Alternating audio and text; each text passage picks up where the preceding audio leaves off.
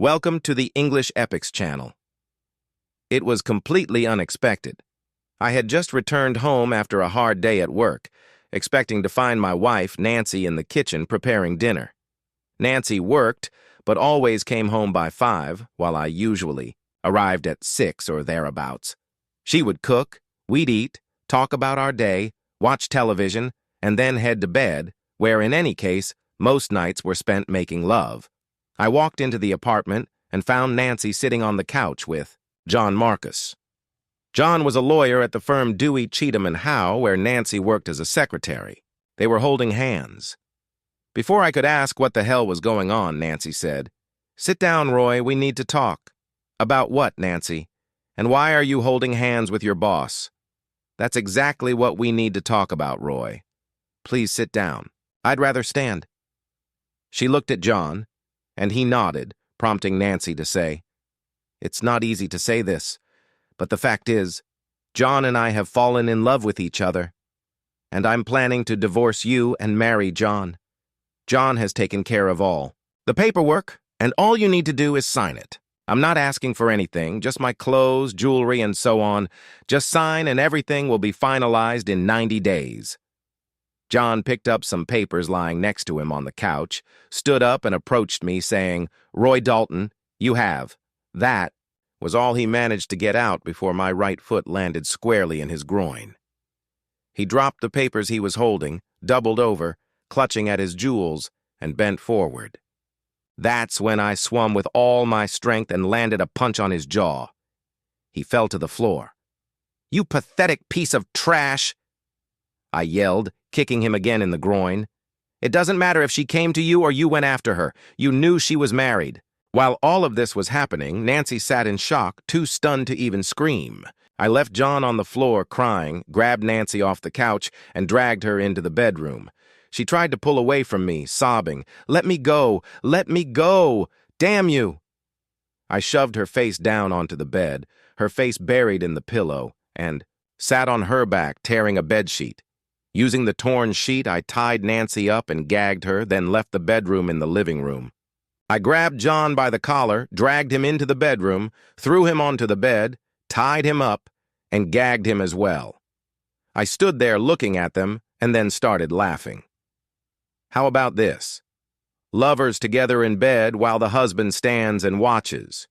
Is this some kind of kink or what? While they lay there staring, I cleared out my belongings from the dresser and closet, packing them into a bag.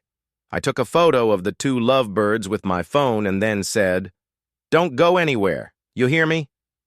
I left them there, then quickly took everything I wanted and could carry from the apartment and loaded it all into my truck. I planned to return later for more important things. I went back to the bedroom, grabbed the packed belongings, and carried them to the truck. Returning to the apartment, I emptied Nancy's purse, taking all the cash and credit cards. Then I made one final visit to the bedroom. I stood there watching as they struggled, trying to free themselves. After a minute or so, I said, "When I reach the city limits sign, I'll call someone to come rescue you. If I'm lucky, I'll never see either of you again. Then again, maybe I'll wait until I'm 1,000 miles away before I make the call. Once you're free, you'll have to wait a whole year before you can divorce me, thanks to the abandonment clause. Take care now, you hear? Snuggle up to him and enjoy your time together." Then I left and abandoned them there. As I walked down the road, I kept asking myself why I had acted like such a cruel jerk. Then I realized why. If Nancy had come to me and said she wanted a divorce because she had fallen in love with another man, I wouldn't have liked it. But I would have accepted that she no longer wanted to be with me. I might have asked what I did to push her away, or what, in her opinion, I was lacking. But in the end, I would have let her go. However, confronting me in my own home with her lover, holding her hand and telling me to my face, "Here are the papers, sign them," was too brazen for me to let go. I had expected dinner to be ready for me when I got home, and since it wasn't, I went to the country inn and had dinner there. While eating, I wondered why, if she was in love with her boss, she had been having sex with me as passionately as ever, right up until today's confrontation in our living room. I suppose I'll never know the answer to that question. I finished my apple pie and then called Julie, Nancy's sister. I told her I had left her sister and her lover tied up in the bedroom of our apartment and hung up the phone before she could ask me any questions. I hoped my mention of being 1,000 miles away would make them think I was leaving town, so they wouldn't bother looking for me. In reality, I was only planning to move to the other side of the city. I left the restaurant, checked into a hotel, and then called my boss at home. I explained the situation, arranged to take the next 2 days off, and then asked him to tell Nancy if she called him that I had come into work, quit without notice, mumbled something about Florida, and left. He said he would do that, and then, he added, "You do realize that if you stay here, she'll eventually see you somewhere, or someone who knows you might mention they saw you, right?" "Yes. But I'm only doing this to buy some time. Maybe it'll just take a day or two, but I'll take whatever I can get." The next morning, the first thing I did was go to the bank, only to find out that Nancy had lied to me. All she supposedly needed was her clothes, personal items, and such. I discovered that Nancy had been there the day before and had withdrawn half of the checking and savings accounts. I checked the safety deposit box and found that she had apparently forgotten about it. Inside were 6 deposit certificates, each worth $12,000. These were supposed to be the down payment for a house. Each of us contributed 10% of our net salaries into savings, and once the savings reached $12,000, we'd purchase a certificate. But what would truly drive her mad was the jewelry box, which was also in the safety deposit box. The jewelry had belonged to her great-great-grandmother and had been passed down through generations. Nancy inherited it when her mother passed, away from cancer. The jewelry had been appraised at $82,000. The jewelry was a constant source of conflict between Nancy and her sister, Julie. Julie always insisted that she was entitled to half of it, while Nancy maintained that it was hers, because she was the eldest, and it would eventually be passed down to her future daughter. Nancy would undoubtedly be furious when she remembered the jewelry box, opened it, and found it empty. I took the jewelry before Nancy could realize it was missing, letting her worry about it for a while. Later, I gave the jewelry to Julie. In the morning, I rented an SUV and waited until Nancy left for work before stopping by the apartment to pick up the heavy items I needed. My key didn't work, and I cursed myself for not waiting until all the hardware stores closed before calling Julie. However, since my name was on the lease agreement and I hadn't been served with a restraining order, at least not yet, I had the legal right to be there. Getting inside wasn't particularly difficult. I figured I'd have to pay the property management company whatever it cost to repair or replace the door. But at the time, that was the least of my concerns. Everything I wanted was out of the apartment in 45 minutes, and an hour later it was safely stored away in a storage unit. While I was still at the apartment, I used the phone to cancel our joint credit cards, called Megan at the property management company about the door, and told her I'd call back in a couple of days to arrange payment. I'd known Megan for years, so when she asked what had happened, I told her the whole story. She laughed and said, "Really? You left them together in bed. That frees you up for me. And what about Mike?" He pulled the same crap Nancy did. Got involved with some adulteress he worked with and told me he loved her more than me. Do you have my home number? When you're ready, don't hesitate to call. Thanks, Meg. Talk to you later. I went to the library and browsed through 6 books. My plan was to lay low and do nothing except work during the day and read in the evenings. If I stayed off the streets, there was little chance Nancy would spot me while trying to track me down. I couldn't afford to stay at the motel for too long, so I called Megan and she directed me to an apartment complex on the other side of town. She looked out for me and even called the apartment manager on my behalf.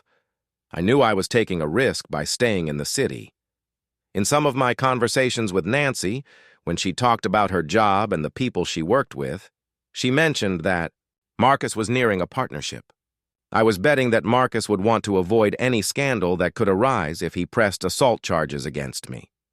First, It could cost him the partnership he was hoping for, as it would reveal that he had been involved with a married coworker.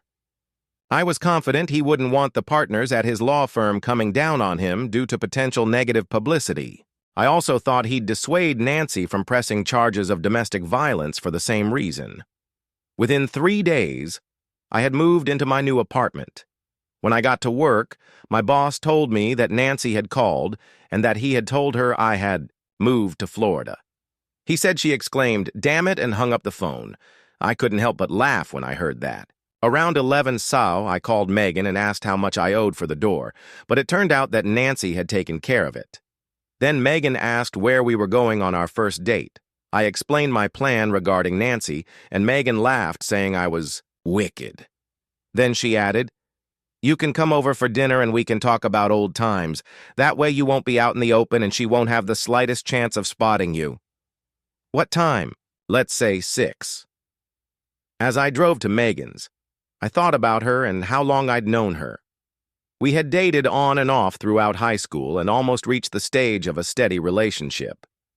Her hand was the first woman's hand to touch me since my mom used to bathe me as a little boy, and her chest was the first I'd felt since my mom breastfed me as an infant.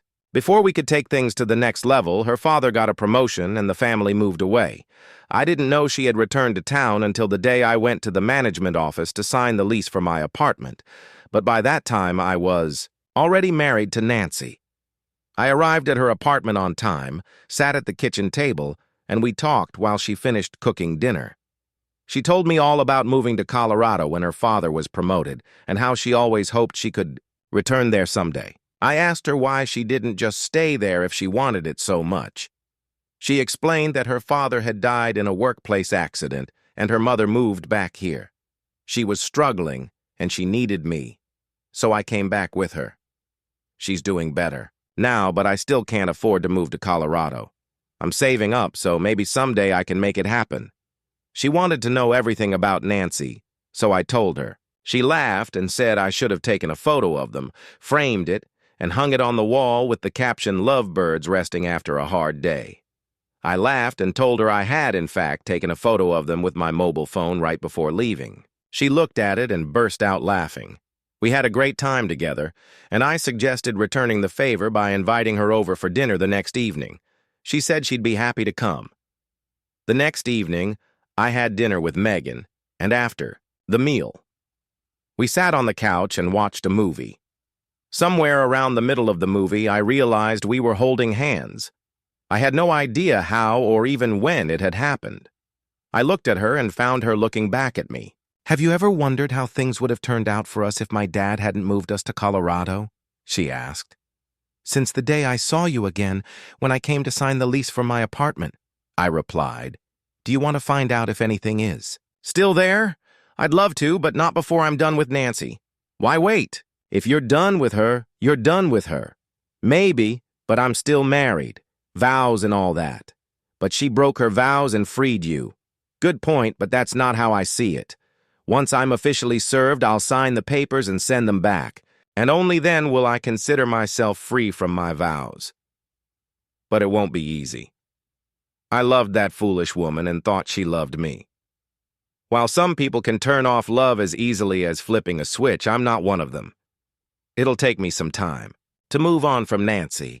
I still have to bury 8 years that I thought were pretty good ones. For me, that won't be easy. I think the first step is to clear up all the legal matters. How long will it take? The papers are already drafted, so I think all I need to do is make myself available to be served. The simplest way would probably be to walk into her office, but I don't want to do that, though I am looking forward to the moment. And there's really no rush. We need to get to know each other again. It's been 12 years since we parted ways, and now we're different people. Plus, there's a pretty big elephant in the room. I was head over heels in love with Nancy and thought we had a great marriage until she ambushed me that night with her boss. You want to know the kicker?